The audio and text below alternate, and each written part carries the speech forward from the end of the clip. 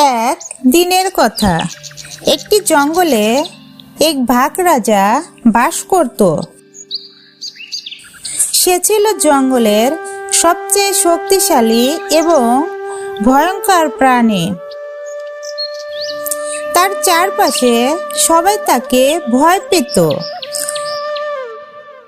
বাঘ রাজা সবসময় ভাবত, আমার শক্তি আর ক্ষমতার সামনে কেউ দাঁড়াতে পারবে না। একদিন বাঘ রাজা শিকার করতে বের হলো।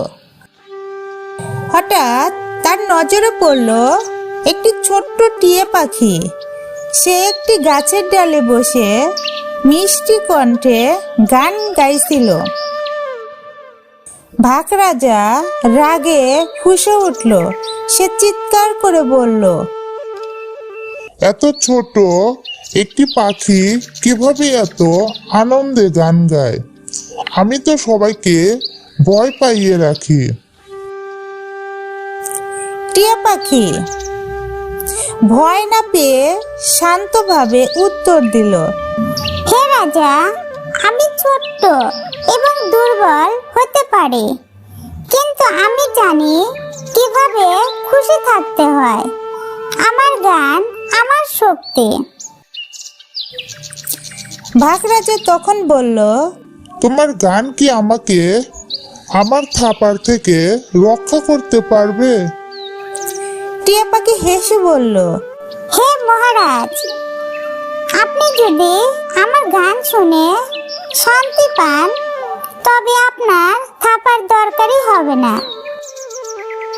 বাঘ রাজা একটু ভেবে দেখল, সত্যি তার মনে অনেক অশান্তি এবং টিয়ার গান শুনে তার মন শান্ত হয়েছিল।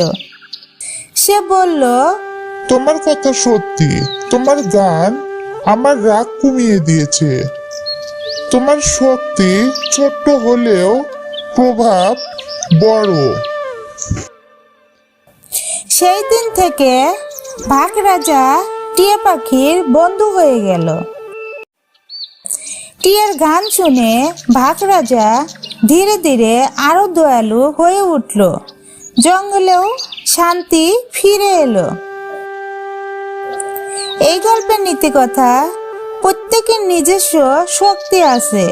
অন্যের প্রতি দয়ালু হওয়া এবং আনন্দ খুঁজে নেওয়ায় প্রকৃত শান্তির পথ।